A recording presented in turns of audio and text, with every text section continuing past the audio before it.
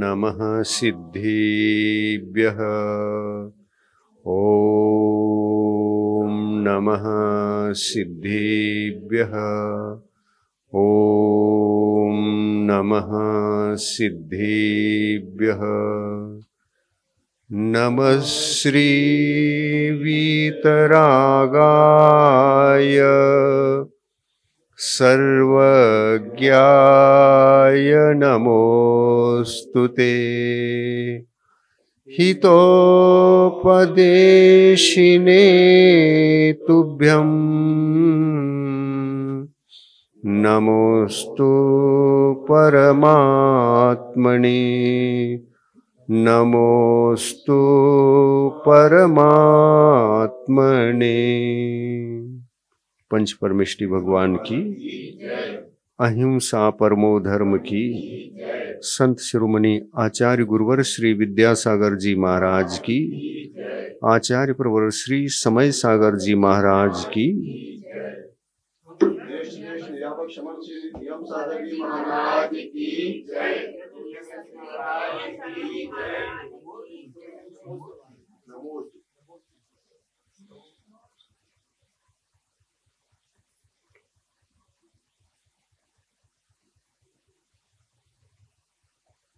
केवली भगवान को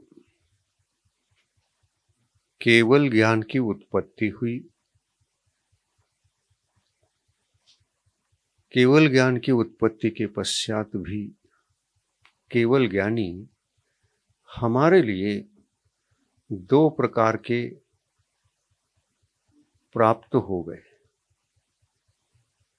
एक को, जिनको केवल ज्ञान के पश्चात लोकालोक का समस्त चेतन अचेतन मूर्तामूर्त सभी द्रव्यों का ज्ञान होने पर भी उसको भव्य जीवों के कल्याणार्थ उपदेश देना आवश्यक था, दिव्य ध्वनि खिरनी आवश्यक थी, परंतु दिव्य ध्वनि नहीं खिरी और उनकी वाणी सुनने को नहीं मिली। ऐसे ही वो मोक्ष चले गए। इनको हम मौन केवली कह सकते हैं। इनको हम मौन केवली कह सकते हैं। मूक क्यों कहें? हम भी तो मूक नहीं है ना। मौन केवली कहेंगे थोड़ा सम्मानवाचक शब्द होगा, और मूक केवली कहेंगे तो आपको भी कोई मूक मूक कह सकता है, कैसा लगेगा? विकलांग जैसा लगेगा ना। मूक कभी भी, मूक होना एक नाम कर्म की, अशुभ नाम कर्म की, नाम कर्मों में भी अशुभ नाम कर्मों के कारण से जीव मूक होकर, वाणी रहित होकर जन्म लेता है। तो अपन केवली भगवान को मूक शब्द का उपयोग करें तो क्या क्यों करें? मौन भी तो कह सकते हैं। मेरे विचार से तो मौन केवली कहो। मौन ही सही है, क्योंकि वे मुनि अवस्था में भी नहीं बोले, मौन थे, मूक तो नहीं थे। जो मूक जन्म से ही मूक होते हैं उनको दिगंबर दीक्षा देने का आगम में आज्ञा ही नहीं। मूकों को दिगंबर दीक्षा नहीं दी जाती। क्यों? क्योंकि मूक को बोल तो सकता नहीं, मूक को बोल नहीं सकता, मूक बोल नहीं सकता, सुनाई भी नहीं देता। हाँ, वो वाणी भी सुन नहीं सकता किसी का। तो वाणी को सुने बिना अधिगम सम्यक दर्शन कैसे होगा? शास्त्र पढ़ सकेगा, शास्त्र गुरु के मुखारविंद से सुनना चाहे, नहीं सुन सकेगा। तो मूकों को दीक्षा इसलिए नहीं दी जाती, मूक अगर हैं तो कोई व्यवहार ही नहीं हो सकता। और यदि कोई मूक दीक्षा ले ले, ये रत्नत्रय मोक्ष मार्ग की दीक्षा, दिगंबर मुनि बन गए, तो ऐसे कितने हैं इतिहास में देखें, खोजें, कहीं वर्तमान युग आदि में मिलता हो, जन्म से मूक था, दिगंबर मुनि बन गए, मुनि अवस्था में भी मूक रहे इसलिए बोले नहीं, और केवल ज्ञान के उपरांत भी मूक रहे इसलिए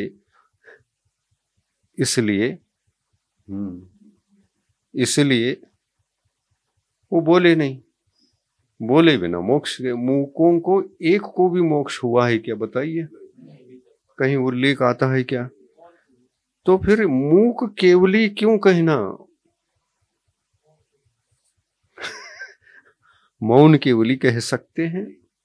हो सकता है कोई दिगंबर मुनि छद्मस्त अवस्था में संपूर्ण मौन रहे हों, जैसे तीर्थंकर, लेकिन केवल ज्ञान की उत्पत्ति के पश्चात तीर्थंकर उपदेश नियम से देते हैं, बाकी दे या न दे फर्क नहीं पड़ता। परंतु जो छद्मस्त अवस्था में मौन रहे, तीर्थंकर भगवान, वो मौन क्यों? मति ज्ञान, श्रुत ज्ञान, अवधि ज्ञान, तीन ज्ञान तो परिपूर्ण थे। वो श्रुत केवली भी थे छद्मस्त अवस्था में, और ये श्रुत केवलित्व गृहस्थ अवस्था में नहीं, दिगंबर मुनि अवस्था लेते ही, ग्रहण करते ही, दिगंबर मुनि बनते ही उनको मनः पर्याय ज्ञान तो होता ही होता है, लेकिन मति ज्ञान, श्रुत ज्ञान का ज्ञानावरणी कर्म का जो क्षयोपशम था, वह गृहस्थ अवस्था में तो उत्कृष्ट नहीं था। मुनि दीक्षा लेते ही उत्कृष्ट मति ज्ञानावरणी कर्म का, श्रुत ज्ञानावरणी कर्म का क्षोभशम हो गया। प्रथम सामायिक में ये चारों ज्ञान पूर्ण हो जाते हैं। फिर भी छद्मस्त अवस्था में इन ज्ञानावरणी कर्मों के उदय के कारण से क्षयोपशमिक ज्ञान को ही धारण करने वाले रहे। उत्कृष्ट का मतलब यहां इतना ही है, जो हम द्वादशांग श्रुत जितना भी है उसको जान सके, समझ सके।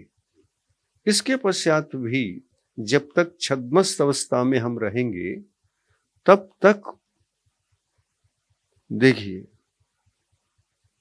मति ज्ञानावरणी कर्म का उदय है, श्रुत ज्ञानावरणी कर्म का उदय है, अवधि ज्ञानावरणी कर्म का भी उदय है, और मनः परे ज्ञानावरणी कर्म का भी उदय है।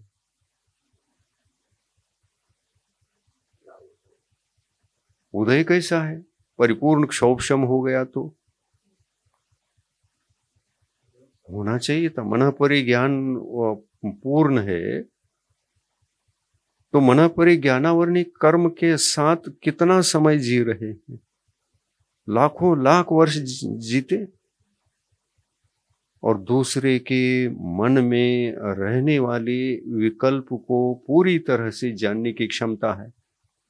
भूत चिंतित विषय, अचिंतित, अर्धचिंतित, और जो चिंतन करेंगे उसको भी जो जाने वो विपुलमति मनः परे ज्ञानी, उसको भी जो जानते वो विपुलमति मनः परे ज्ञानी है। विपुलमति मनः परे ज्ञान को प्राप्त करने के लिए तद योग्य उत्कृष्ट क्षौक्षम तो चाहिए। उत्कृष्ट क्षौक्षम तो है, फिर भी ज्ञानावरणी मति मनः परे ज्ञानावरणी का उदय है कि नहीं? क्षयोपशम उत्कृष्ट है, और उस ज्ञानावरणी कर्म का उदय भी है। क्यों है? केवल ज्ञान होना चाहिए था, इसकी उत्कृष्ट दशा हो गई, केवल ज्ञान हो गया, तत्काल केवल ज्ञान उत्पन्न होना चाहिए था, लेकिन नहीं। हाँ, क्योंकि ज्ञानावरणी कर्म का संपूर्ण क्षय करने के लिए वीतराग दशा, 12वें गुण स्थान की वीतराग दशा प्रकट होनी चाहिए, ये आवश्यक है। अन्यथा चारों प्रकार के परोक्ष मति ज्ञान, श्रुत ज्ञान, एक देश प्रत्यक्ष, अवधि ज्ञान, मन परिज्ञान और सकल प्रत्यक्ष केवल ज्ञान, ये केवल ज्ञान इनका उत्कृष्ट क्षोभशम होने पर भी नहीं हो पाता है, हजारों साल तक रहना पड़ता है। ये विषय समझ में नहीं आएगा, अभ्यास चाहिए। आएगा आएगा आएगा, धीरे धीरे आएगा। बहुत आनंददायी विषय हैं ये सब, और ये विषय जो हम सुनते हैं ये अपने ऊपर भी घटित हो रहे हैं। हमारा ज्ञान भी मति ज्ञान और श्रुत ज्ञान है, परोक्ष है। अवधि ज्ञान हो जाए तो वो एक देश प्रत्यक्ष है। दिगंबर मुनि दीक्षा लेने के बाद अगर मनः परे ज्ञान हो जाए, पंचम काल में तो नहीं होता, अगर मनः परे ज्ञान भी हो जाए तो एक देश प्रत्यक्ष। हीन सननधारी मुनियों को 3 ज्ञान तो हो सकते हैं, मति ज्ञान, श्रुत ज्ञान, अवधि ज्ञान तक तो ठीक है, किंतु मनः पर्य ज्ञान नहीं होगा। चाहे चतुर्थ काल में जन्मे हो, चाहे पंचम काल में जन्मे हो, मनः पर्य ज्ञान नहीं होगा। हाँ, उत्तम सनन 3 हैं, पहले को भी हो सकता है, दूसरे सनन वाले को भी हो सकता है, और तीसरे सनन वाले को भी हो सकता है।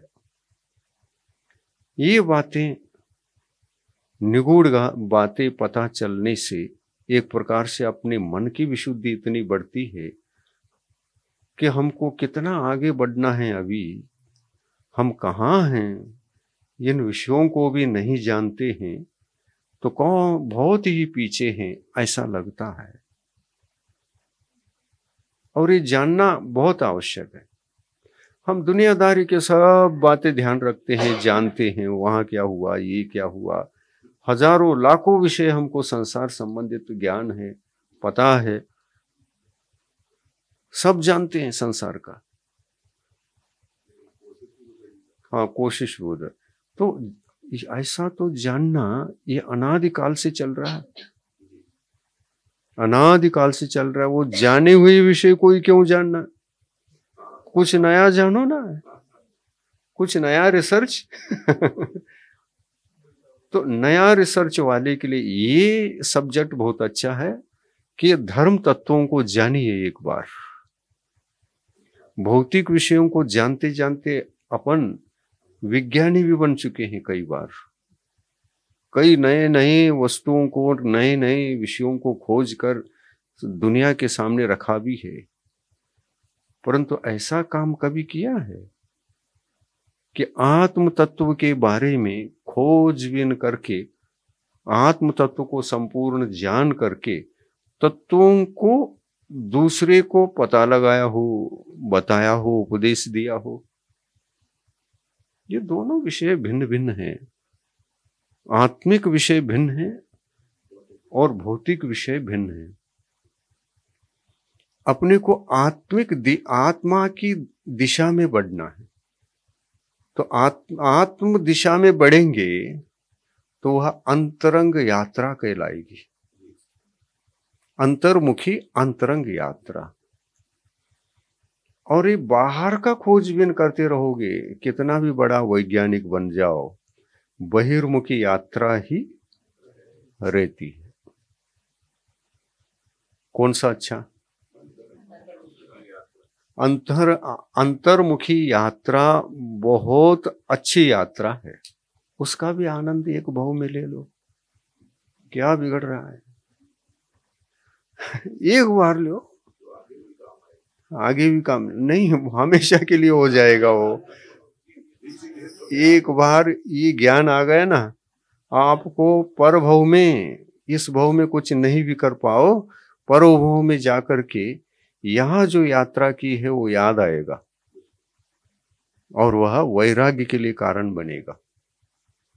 धार्मिक विषय ही विषयासक्ति से मुक्त होने का कारण है। ऐसे मुक्ति के उपाय के बारे में, रत्नत्रय के बारे में जितना आप खोजबीन करोगे उतना आनंद आता जाता है, निराकुल दशा बढ़ती जाती है, राग द्वेष कम होते हैं, शांत रहता है जीव सदा। अपन ने दिगंबर दीक्षा लेने के पश्चात लगा हमको भौतिक विषय तो सदा है, लेकिन ये एक नया मैटर है, नया सब्जेक्ट है, नया विषय है, इसके बारे में रिसर्च शुरू करना चाहिए। तो रत्नत्रय धर्म को लेकर के रिसर्च शुरू किया। रिसर्च अभिरुचि पूर्वक तेज गति से तभी बढ़ती है जब उसको जानेंगे भी और साथ साथ जिएंगे भी। जानना जीना, जानना जीना, उसमें अनुभव की मोतियां प्राप्त होती हैं। जानना भी और जीना भी, दोनों एक साथ संघर्ष, पॉजिटिव निगेटिव, ये दोनों वायर जुड़ने पर जैसे बल्ब जल जाती है, हाँ उसी प्रकार ये है। आत्मा को जानो, जाने बिना आपको अंतरंग आस्वादन आ ही नहीं सकता। पहले जानो, थ्योरेटिकल जानो, प्रैक्टिकल एक साथ नहीं कर सकते, थ्योरेटिकल जानो, और जानने के पश्चात फिर एक समय ऐसा भी आएगा कि मैंने जो जान लिया उसको जीऊं भी क्या, मैं जी सकता हूं क्या, विचार आएगा कि नहीं आएगा। तो उसको जीना भी, जैसे संसार में पहले जो भी काम करना है क्यों करते हैं, उसको जीने के लिए तो करते हैं। जीना हमारा टारगेट रहता है और उसको हम करते हैं। तो संसार क्षेत्र में तो आपको अनुभव भी है, जाना भी है। सुध सुध परिचिदानुभूदा, कुंद कुंद स्वामी कहते हैं। श्रुत है, सुना हुआ है, स्पर्श किया हुआ है, अनुभव में भी अनेकों बार आया है।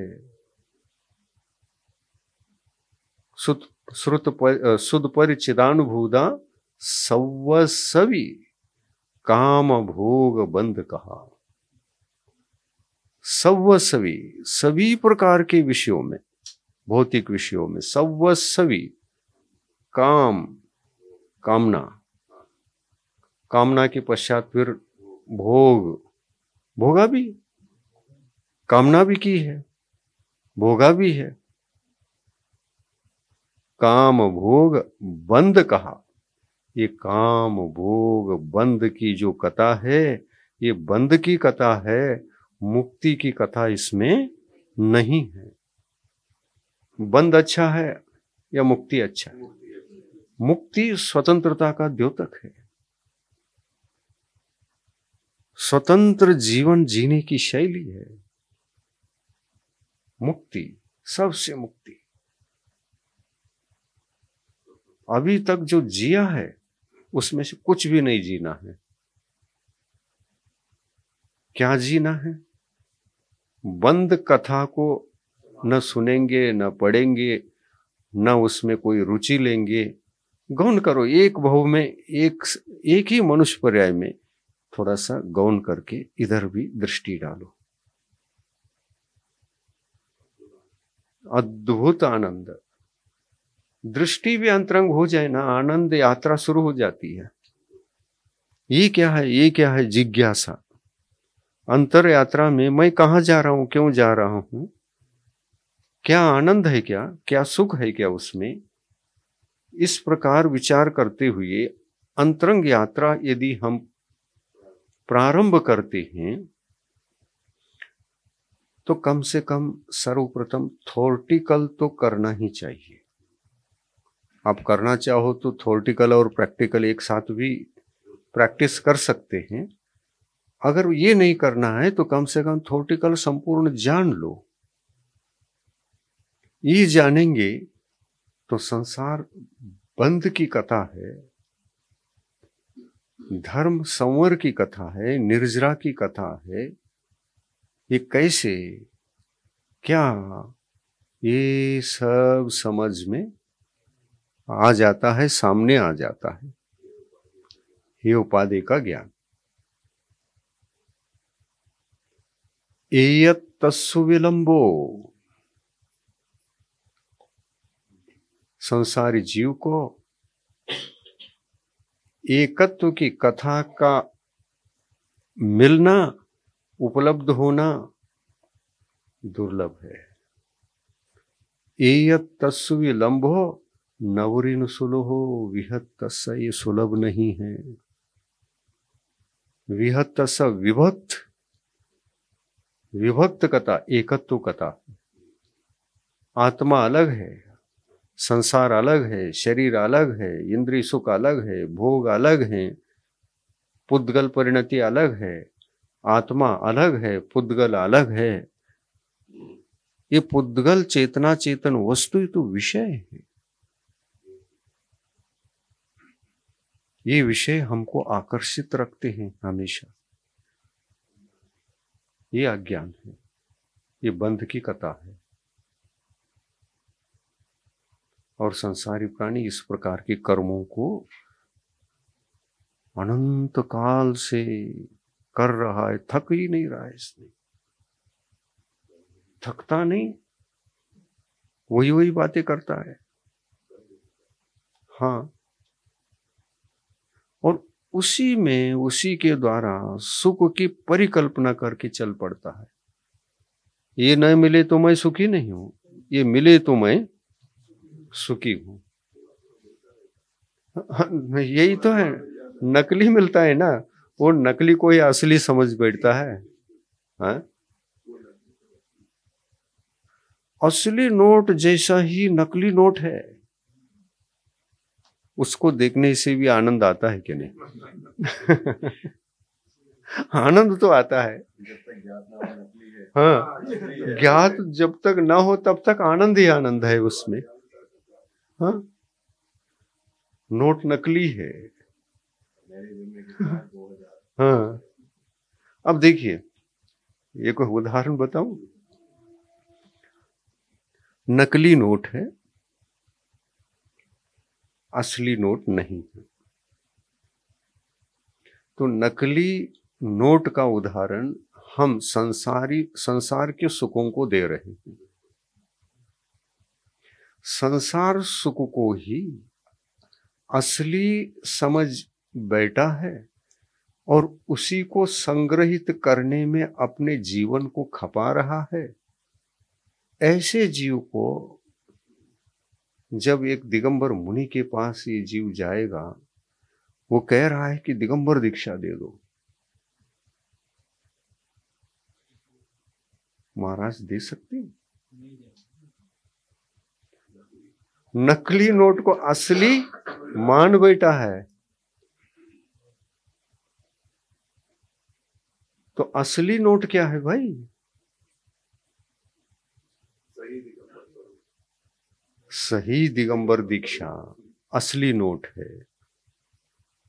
यानी किसको दीक्षा दी जाती है? हाँ, केवल वो 10 परिग्रह, बाह्य 10 परिग्रह छोड़ने के लिए तैयार है, उनको दिगंबर दीक्षा नहीं दी जाती। और आप ऐसा करेंगे तो एक और नकली नोट उनको पकड़वा दिया। हाँ, भूमिका के रूप में वह सम्यक दृष्टि बनकर आपके पास आया हो तो वो समझदार रहता है। संसार शरीर भोग निर्भिन्न पंच गुरु चरण शरण। संसार से, शरीर से, भोगों से, विषयों से विरक्त होकर के एक सम्यक दृष्टि जीव आता है, वो तो उपदेश के पात्र है, वही असली नोट है। वो असली नोट है, लेकिन 5 रुपये का नोट है। अभी तो 5 की है। और वो कहाँ जाता है?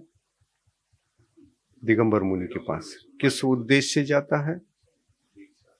दीक्षा क्यों? यदि सम्यक दृष्टि बनकर आया हो, उसको बहुत जल्दी उपदेश सुनाकर पलटा सकते हैं, परंतु केवल दिगंबर दीक्षा तो चाहिए। लेकिन हमको सम्यक दर्शन नहीं चाहिए, सम्यक ज्ञान नहीं चाहिए, सम्यक चारित्र भी नहीं चाहिए। हम जो मांग रहे हैं वो चाहिए, अकेली दीक्षा चाहिए। तो कुंद स्वामी ने अष्टपहुड़ में इसके लिए लिखा, दीक्षा कहाँ होती है। इसके लिए 5-6 या 8-10 गाथाएं हैं। दीक्षा कहाँ होती है इस बारे में विस्तृत विवेचन किया। दीक्षा कहाँ होती है तो उन्होंने कहा, जहां दिगंबर वेश होता है वहां दीक्षा होती ही है, हम नहीं बताएंगे। दीक्षा होती ही है, हम नहीं कह सकते। तो दीक्षा कहां पर पाई जाती है, कहां पर होती है, कहां पर विद्यमान रहती है दीक्षा? तो कहते हैं सम्यक दर्शन, सम्यक ज्ञान, सम्यक चारित्र, ये तीनों जहां पर हों वहां दीक्षा पाई जाती है। क्या हम इन तीनों के बिना भी दिगंबर नहीं बन सकते? हाँ, आप भी स्नान के काल में बन सकते, तो उस समय रत्नत्रयधारी रहते हैं क्या? दीक्षा रहती है क्या आपकी? नहीं, वेश अलग है। इसको चाहे दिगंबर कहो चाहे नग्न कहो, वेश अलग है। हाँ, बाहरी दिशाओं को ही हमने अपना वस्त्र समझकर ओढ़ लिया, इससे क्या फायदा? ये बाहर की दिशाएं वस्त्र बन गए। बाहर की दिशाओं को ओढ़ लिया, मतलब क्या किया आपने? वस्त्र मात्र त्याग दिया। वस्त्र मात्र त्याग दिया। आपने कहा कि 4 दिशा ही मेरे वस्त्र हैं, लेकिन क्या इस ओर भी कभी दृष्टि गई है? अंतरंग में भी वस्त्र हैं।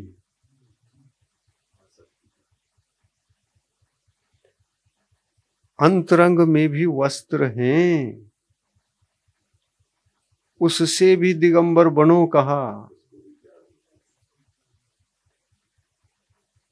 चारों दिशा में है। आत्मा एक अखंड पिंड चेतन वस्तु है, उसके हर प्रदेश पर, दिशा में, विदिशा में, सब जगह वस्त्र है। सब जगह एक अंतरंग वस्त्र भी पड़ा, आच्छादित है। अष्टकर्म नहीं, मोहनी कर्म। ठीक है, 8 कर्म तो बाद में है, लेकिन मोहनी कर्म पहला है ना? आत्मा के ऐसे किस प्रदेश पर द्रव्य कर्म के, मोहनी कर्म के, द्रव्य कर्म, मोहनी कर्म, मोहनी कर्म के किस प्रदेश, आत्मा के किस प्रदेश पर क्रोध परमाणु नहीं है, मान नहीं है, माया नहीं है, लोभ नहीं, द्रव्य कर्म सर्वत्र है ना, तो ये आवरण है ना। हाँ, और चारों दिशा में है ना आत्मा के। आप अंतरंग में जाकर के देख लो, क्रोध की ओर नजर ले जाओ, सब दिशाओं में क्रोध दिख रहा है, यहां लगेगा आपको। मान दिख रहा है, माया दिख रही है, लोभ दिख रहा है, सभी दिशाओं में दिखता है, नीचे ऊपर सब, देश विदिशा सब में विदिशा। हाँ, आंख खोलोगे तो विदिशा दिखता है, आंख बंद करोगे तो चारों कषाय सभी दिशाओं में विदिशाओं में। तो देखो, वस्त्र दो प्रकार के हैं। दिगंबर बनना सरल है, क्योंकि बाहरी वेश को धारण करना है, लेकिन दिगंबर रत्व को प्राप्त करना ये साधना की देन हुआ करती है। क्या है रत्व? दिगंबरत्व जीवन पर्यंत के लिए बाह्य पदार्थों का जब त्याग किया जाता है, अंतरंग वस्त्र को उतारने के उद्देश्य से, बहिरंग वस्त्र तो उतार लिए, अंतरंग वस्त्र को उतारने के लिए, क्या उनको बनाए रखने के लिए? तो समंतभद्र स्वामी ने यही कहा है, राग द्वेष निवृत्त्यै चरणम प्रतिपद्यते साधु। देखो आचार्यों की वाणी, एक श्रावक अनुव्रत ले रहा है, तो उसका लक्ष्य क्या है? श्रावक का लक्ष्य दिगंबरत्व को ही प्रकट करना है। यानी मेरा पास, मैं श्रावक होते हुए भी मेरे पास बहुत सारे मोहनी कर्म हैं, सभी हैं, एकमात्र मैं सम्यक दृष्टि तो बना हूं, और मैं प्रतिमाधारी भी बन चुका हूं, कोई बात नहीं, प्रतिमाधारी बना हूं, मेरे पास प्रतिमा भी हैं, सम्यक दर्शन सहित प्रतिमा हैं। सम्यक दर्शन रहित भी प्रतिमा हो सकती कि नहीं? क्यों? क्यों? द्रव्य श्रावक नहीं बन सकता? भाव श्रावक, द्रव्य श्रावक, इसमें क्या दो भेद नहीं है? हाँ, न मैं तो वही तो है। हाँ, वही तो, खोटा नोट हो सकता है क्या? नहीं। यही तो पूछ रहे हैं हम। हाँ, खोटा नोट केवल मुनियों का होता है क्या? नहीं। और देखो, श्रावक कभी भी इसकी कोई चर्चा नहीं करती कि प्रतिमाएं भी खोटी हो सकती है। कभी कोई चर्चा करता है? और कभी किया है?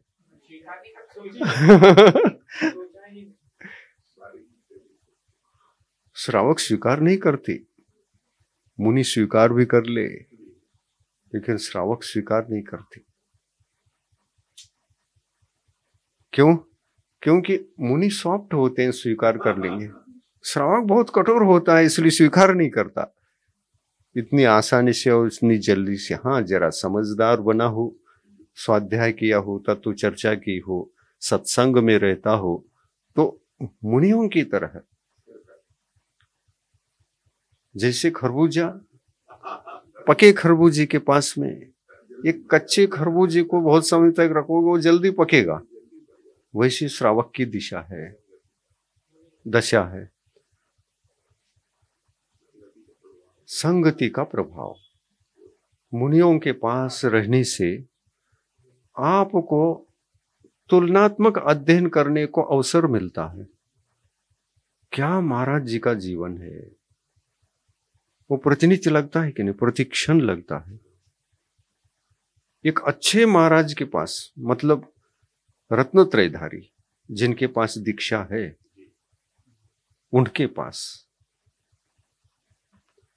सदा सत्संग कहकर नित्य 1 घंटा भी निकालोगे उनके पास, उनकी वाणी सुनोगे, उनके पास बैठोगे, चर्चा करोगे, आप नरम होते जाओगे।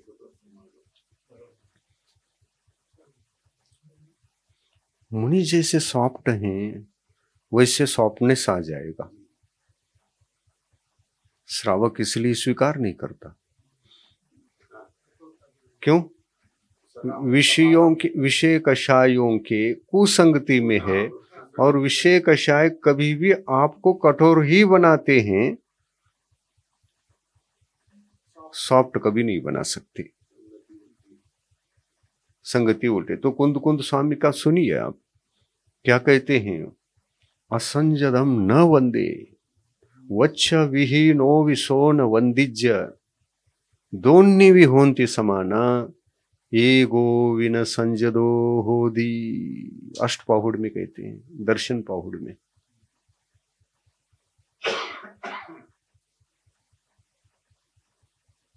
छब्बीसवीं गाथा है या 25-26 दो में से एक है, दर्शन पाहुड़ में। असंजदम न वंदे, असंयत की वंदना नहीं करना। यहां असंयत किसको इंगित करके बोल रहे हैं? असंयत का मतलब समझ में ही आता है। असंयत अर्थात असंयमी, संयमी अर्थात दिगंबर साधु। तो दिगंबर साधु केवल दिगंबर हैं तो असंयत हैं, और दिगंबरत्व है तो संयत है।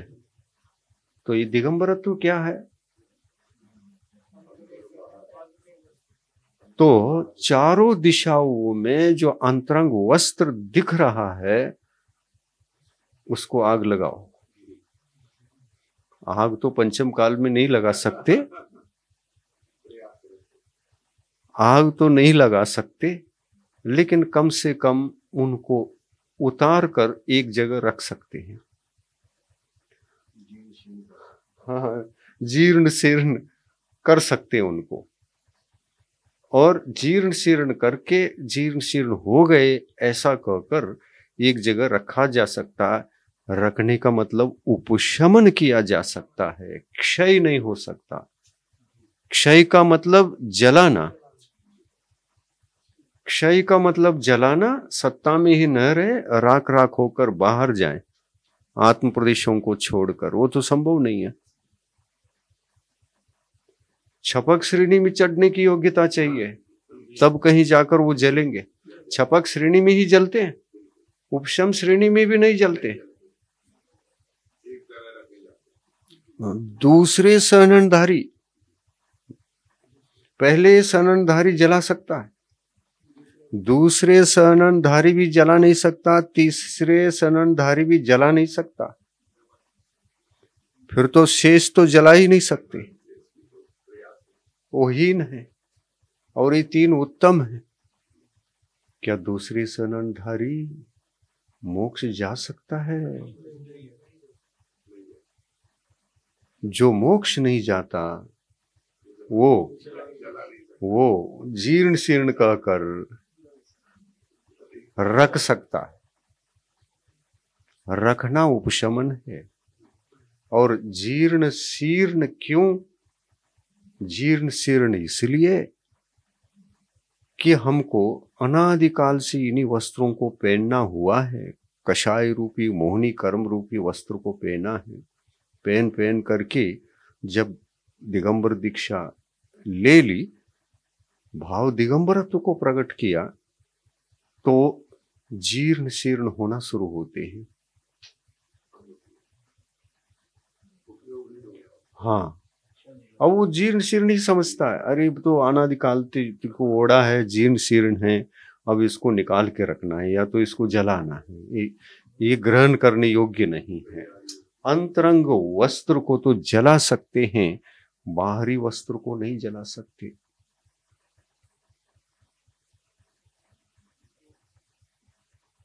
वस्त्र तो उतार ही दिया, फिर भी दिगंबर कह रहे हैं। वस्त्र छूट गए, दिगंबर हो गए। फिर भी कह रहे हैं दिगंबर है। दिगंबर है तो भीतर कुछ है, इसलिए दिगंबर कह रहे हैं। और भीतर भी ना हो तो दिगंबरत्व है। भीतर भी ना हो, अंतरंग भी, शरीर पर भी ना हो तो दिगंबर। और ऐसे वस्त्र को केवल त्यागने मात्र से, केवल वस्त्र को त्यागने मात्र से जिसको दिगंबर कहा जा रहा है, वो दिशाओं को अंबर बना लिया। वस्त्र जल सकते हैं, दिशाओं को जलाओगे? वो तो उदाहरण दिया है, वो उदाहरण है, दिशाओं का उदाहरण दे दिया। दिशा कहीं भी चले जाओ, दिशा तो सर्वत्र है।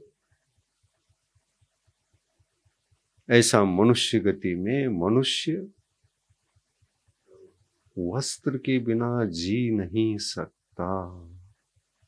वो निरंतर रहते हैं और तब तक रहते हैं जब तक वह दीक्षा लेने हेतु गुरु से, दीक्षा का तारीख फिक्स है, फिक्स तारीख हो गया है, उस दिन भी सजा करके अंतिम है ना। घोड़े पर बिठाकर, फूल माला पहना कर, मुकुटबद्ध यहाँ को पगड़ी बांध कर, हाँ, अब पगड़ी बांध कर कभी पूजा करते हैं मंदिर में जाकर, लेकिन दीक्षा से लेते समय क्यों ये मंदिर सब कर लो, हाँ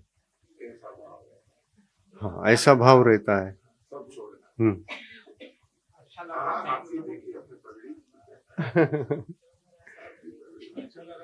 हाँ, देखो वो इसलिए कि देखो अच्छे अच्छे वस्त्र पहनने वाले, 56 प्रकार के भोग विलास में जीवन निकालने वाले चक्रवर्ती भी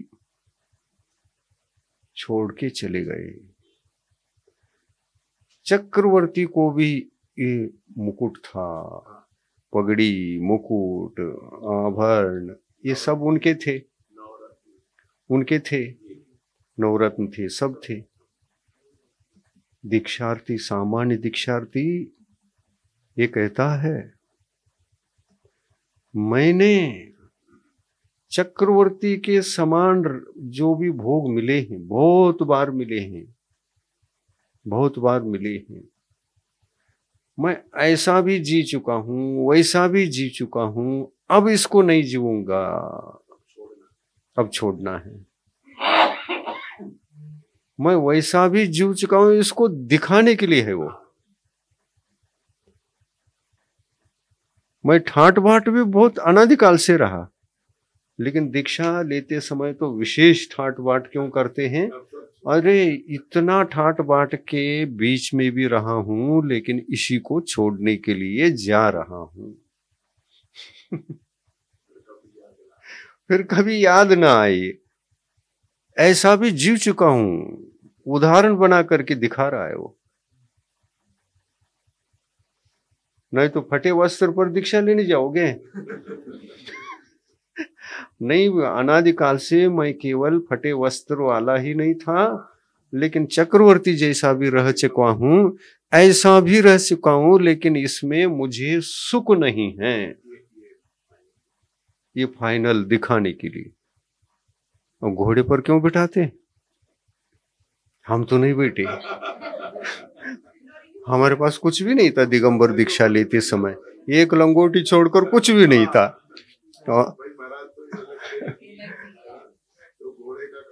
घोड़े का काम नहीं, उस समय का को घोड़े सोनागिरी में क्षुल्लक दीक्षा ले रहे थे, तो वस्त्र धारण कर दीक्षा ले जा रहा था, दीक्षा लेने जा रहे हैं, तो भी घोड़े पर बिठाने की जरूरत नहीं रहती। क्योंकि वस्त्र तो रखना ही है, ये असली वैराग्य नहीं है। यहां पर दिगंबर दीक्षा लेने जा रहे हैं और सीधा ब्रह्मचर्य अवस्था से सीधा जा रहे हैं। आचार्य सीधे ब्रह्मचर्य अवस्था से ही दिगंबर दीक्षा लिए, तो उनको भी सजाया। हाँ, 6 दिन लगातार, 6 दिन तक। हाँ, अजमेर में 6 दिन तक उत्सव चला। क्यों, क्या, क्यों ये उत्सव चाहिए? तो दिगंबर दीक्षा महान है।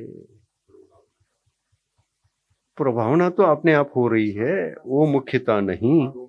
हाँ, वो प्रभावना तो ऑटोमेटिक होती है, वो बात नहीं चल रही है। बात चल रही है ये क्यों? क्योंकि मैं 6 दिन तक वो ड्रेस पहना, घुमाया मुझे, ये ड्रेस पहना करके। हम चाहते नहीं थे, लेकिन सजा करके घुमाया लोगों ने। और हमने कहा ठीक, ये भी ठीक है, मैं भी बताऊंगा क्यों सजा रहे हैं यहाँ। मैं सबको बताऊंगा दीक्षा लेकर ऐसे सजा करके हमको दीक्षा क्यों दी। खोलूंगा मैं, तुम कितना भी सजा लो। ये लोग जो ऐसे सजा करके मुझे हाथी पर बिठा रहे हैं, ये कहते हैं मैं वैसा भी था। पहले दिन मैं मुकुटबद्ध राजा बन करके हाथी पर बैठा तो वैसा भी था। फिर मैं एक राजा भी था, किसी समय मैं रंक भी था, किसी समय मैं धर्मात्मा भी था। जो भी रूप हैं ये सब संसार के हैं। सभी काम भोग बंद कहा। ये सभी काम भोग की बंद कथाएं, इसी कथा को हमेशा हमेशा के लिए दूर करने हेतु, हमेशा के लिए दूर करने हेतु हमने जो नकली जीवन जीकर नाटक किया है, कभी रंक बना, कभी धर्मात्मा बना, लेकिन असली धर्मात्मा नहीं बना। असली धर्मात्मा का नाम होता है दिगंबर गुरु बनना। जिनके पास विषयों से, धन संपत्ति वैभव से सदा विमुख जीवन होता है, विषयों से विमुख, आशाओं से, कषायों से, सबसे विमुख जो जीवन होता है, वो दुनिया में एक का ही होता है, जो दिगंबर साधु हैं, सर्वश्रेष्ठ हैं। इसलिए वो 3 लोक के गुरु हैं, मध्य लोक के नहीं। स्वर्गों में भी इस दिगंबर गुरु को देव लोग याद करके, वहां भी नमोकार मंत्र है, देव लोग भी इस नमोकार मंत्र को पढ़ते समय इसी दिगंबर गुरु को नमस्कार करते हैं, इन्हीं की पूजा करते हैं, देवशास्त्र गुरु की पूजा करते हैं। और दिगंबर गुरु में कौन नहीं आते? तीर्थंकर भी आ रहे, सब दिगंबर है, 5 दिगंबर हैं। यहां एक भी वस्त्रधारी नहीं है, ये ध्यान रखना। नमोकार मंत्र में सभी नमो लोए सवो सावनम कहने से कुछ लोगों को भ्रम होता है। वस्त्रधारी भी साधु कहलाते हैं। आप लोग बुलाते तो हैं छुल्लक महाराज, लेकिन शास्त्र में कहा है उत्कृष्ट श्रावक। ऐसे क्यों नहीं बुलाते? उत्कृष्ट श्रावक आ जाइए, महाराज बोलते हैं। तो ये आपका आदर है, सम्मान है, क्योंकि आप अंतरंग यात्रा की ओर बढ़ रहे हैं, बढ़ने की अपेक्षा रखते हैं। इसलिए महाराज बनने के लिए जो जा रहे हैं, बनने से पहले ही अब महाराज कहते हैं, बहुमान है।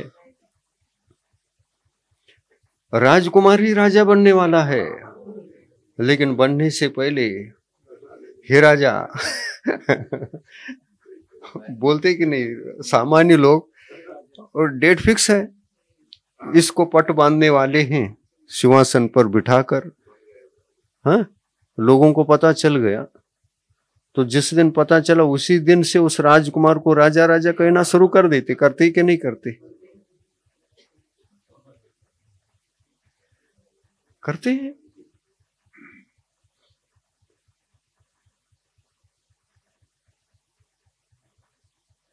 पहले काल में, कुछ समय पहले, ये वाहन वगैरह नहीं थे, गाड़ी घोड़े थे। उस समय में लोग यात्रा करते थे, तीर्थ यात्रा, शिखर जी जाते थे, पैदल यात्रा करते थे। पैदल करने वाले पैदल जाते थे। उस समय के लोग पैदल यात्रा कोई एक भी करता है तो उनको श्रेष्ठ समझते थे। चल करके आए, इतना पहाड़ चढ़ करके, वहां की पवित्र मिट्टी को स्पर्श करके आप आए हैं। उनके आते ही उनका चरण स्पर्श करके वहां के रजकन हमको मिल गए। हम बड़े भाग्यशाली आप हो करके आ गए, हमको भी किसी दिन जाने का मौका मिले।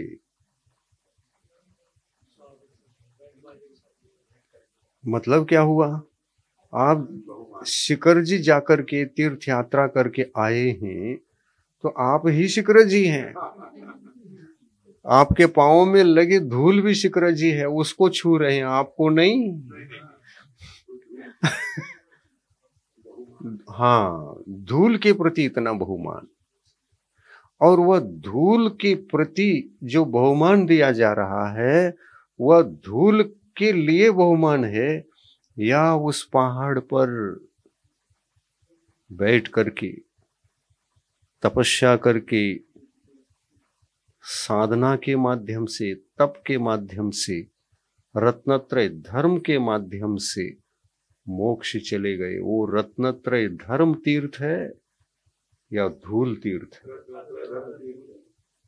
धूल को भी उपचार से ही, हाँ, छुआ है, इसलिए ये कितनी लंबी परंपरा हो गई है। रत्नत्रय धर्म ही धर्म है। धर्मात्मा कौन है? तो रत्नत्रय को धारण करने वाला ही सच्चा धर्मात्मा है। और वह धर्म कुछ नहीं। धर्म क्या है? तो कहते हैं अहिंसा परमो धर्म। ये अहिंसा की उत्पत्ति चारित्र को धारण किए बिना नहीं होती। सम्यक दर्शन धारण करोगे तो आपका लक्ष्य बन सकता है चारित्र का, लेकिन सम्यक दर्शन से वंदनी पूजनी नहीं है। सम्यक तो वंदनी नहीं है, ज्ञान भी वंदनी नहीं है, चारित्र धर्म ही वंदनी है। क्योंकि देखिए, क्या सम्यक दर्शन उत्पन्न हुआ तो सारे कर्म धुल जाएंगे? यदि कहते हैं सारे कर्मों को धोने के लिए सम्यक दर्शन चाहिए, पर्याप्त है, एंट्री है वो चारित्र की और बढ़ने के लिए एंट्री है, अभिमुख है। तो देखिए, हम ये कहते हैं उपसंहार, हम ये कहते हैं कि दीक्षित होना कठिन है। दीक्षा क्या है समझिए। दिगंबर दीक्षा है क्या? अंतरंग वस्त्र को भी उतारना और बहिरंग वस्त्रों को भी उतारना। बहिरंग वस्त्र को उतार करके दिशाओं को अंबर के रूप में स्वीकार करो, और अंतरंग वस्त्र को उतार करके आत्मा को खाली करो, जला दो, कुछ भी करो, लेकिन आत्मा को खाली करो तो अंतरंग के साफ सुथरी जो दिशा विदिशा सब कुछ है वो प्रकट होंगे। इसको कहते हैं दिगंबरत्व, जिसमें क्रोध नहीं, मान नहीं, माया नहीं, लोभ नहीं, मोहनी कर्म के विजेता है। राग द्वेष नहीं, शांत शांत शांत परिणाम है। हाँ, अंतरंग शांति है, न क्रोध है, न मान है, न माया है, न राग है, न द्वेष है, न उद्वेग, न संक्लेश है। शांति के अलावा कुछ नहीं। शांत सरोवर, मनोहर रमणीय सरोवर जैसा दिखता है, वैसा दिगंबरत्व में सदा शांति, मनोज्ञता, मनोहरता के अलावा कुछ नहीं। सुबह सुबह उठिए और एक सरोवर के पास जाकर बैठिए और सूर्य उगता हो, सरोवर में सुंदर सुंदर पक्षी आकर के कलकल कर रहे हो और कमल खिले हो, उस सरोवर को देखकर कितना आनंद आता है। ऐसा ही दिगंबर मुनि को, मुनि अवस्था को धारण करने पर आनंद ही आनंद है, सुख ही सुख है। शर्त इतना ही है, कुंद कुंद भगवान जो कह रहे हैं उसको जीना है, उनको जीना है। वो दिगंबर दीक्षा कहाँ है ये बता रहे हैं, उसको जीना है, आचरण में भी लाना है, पढ़ना भी, थ्योरेटिकल भी प्रैक्टिकल भी एक साथ चले तो यह मनुष्य भाव सार्थक हो जाएगा। भले ही हम हीन सनन वाले हैं, लेकिन ये मनुष्य पर्याय कुंद कुंद के साथ जीने से सार्थक हो जाएगा। कुंद कुंद स्वामी कहते हैं, मैंने जैसा जिया और समय सार लिखा, अष्टपाहुड़ लिखा, वैसे इन्हीं गाथाओं को सहारा ले करके तुम जीवोगे, प्रैक्टिकल अनुभव से भी जीवोगे और आचरण से भी जीवोगे, बाह्याचरण, तो दोनों से जीवोगे। मैं जहां गया हूं मेरे पीछे पीछे तुम वहीं आओगे। तो गुरु का दर्शन करने के लिए समय नहीं लगता। मरण तो अपनी जगह जब आना है आता है, लेकिन समय नहीं लगता, एकदम अंतर मुहूर्त में वहां पहुंच सकते हैं जहां कुंद कुंद स्वामी, कितना जिया होगा उन्होंने, इसलिए कुंद कुंद का नाम फेमस है। उन जैसा आध्यात्मिक कथन, आध्यात्मिक जीवन जीने वाले साधु ही हुए हैं, न हुए हैं, हुए तो हैं, लेकिन जो हो करके भी जिया भी, अनुभव भी किया, और जो अनुभव किया उसको लिखा भी, लिख गए। बाकी लोगों ने जिया लेकिन लिखा नहीं। और ऐसे आध्यात्मिक तत्वों को जिए बिना कभी भी दिगंबरत्व प्रकट नहीं होता। लेकिन दिगंबरत्व प्रकट करके आत्म कल्याण करने वाले, जी करके जाने वाले अनेक हैं, लेकिन पीछे से कुछ हम लोगों को लिख के नहीं रखा। इसलिए कुंद कुंद स्वामी के उपकार को कोई भूल नहीं सकता। और इसीलिए कहते हैं, मंगलम भगवान वीरो, मंगलम गौतमोगनी, मंगलम कुंद कुंदार्यो, जैन धर्मोस्तु मंगलम। जैन धर्म जीतने वालों का धर्म। क्या जीतना है? मिथ्या तो कषाय, ये दो ही चीजें हैं। कषाय जीतोगे चारित्र धर्म आएगा, और मिथ्यात्व को जीतोगे तो सम्यक तो आएगा, सम्यक ज्ञान आएगा। यही रत्नत्रय है। और ये रत्नत्रय बहुत बड़ी तपस्या है। जहां रत्नत्रय हो वहां पर दीक्षा है, और जहां दीक्षा है वहां ये मोहनी कर्म कुछ भी काम नहीं करता, पंगु है। मोहनी कर्म को जिसने पंगु बना दिया उनके पास दीक्षा होती है। ऐसा कुंद कुंद स्वामी ने अनेकों गाथाओं के माध्यम से उन्होंने कथन किया है। सुंदर कथन है। एक एक गाथा में उसको जीना प्रारंभ करेंगे तो रत्नत्रयधारी दिगंबर मुनि सबको बनना संभव है। ऐसे असंभव कार्य को संभव करके जो दिखाता है उन्हीं को कुंद कुंद स्वामी कहते हैं। फिर काम भोग बंद कहा। एक काम भोग बंद की कथा अनादि से है, और इसी कथा को बंद करोगे तो कर्म बंद नहीं होगा।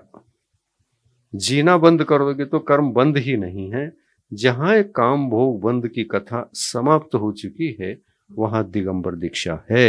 ये समय सार में कह रहे हैं। अष्टपौर, समय सार, नियम सार, प्रवचन सार, ये सारे के सारे ग्रंथ एक प्रकार से आध्यात्मिक शैली में हमको अपूर्व ज्ञान लाभ देते हैं।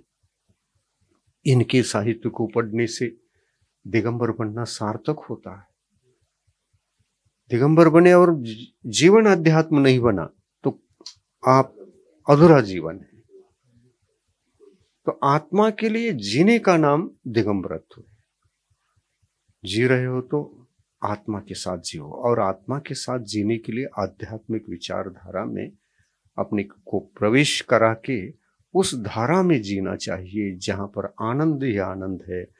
हर पल वीतरागता है, हर पल हल्का है, सरल है। क्षमा, उत्तम क्षमा, मार्दव, आर्जव, शौच आदि इत्यादि ये 10 धर्म अपने जीवन में साकार निरंतर रहते हैं। तो ऐसे जीवन को जीने के लिए आज के उपसंहार में जो ये प्रेरणा मिली है या शिक्षा मिली है, जितने अंशों में आपको प्रयास करना है करिए। आत्मा का कल्याण इसी में है। प्रभु देव तुम्हारे पवित्र मुख से निसृत जो शीतल वाणी, जग जन मन के मल को धोती, अतः कहाती जिन वाणी।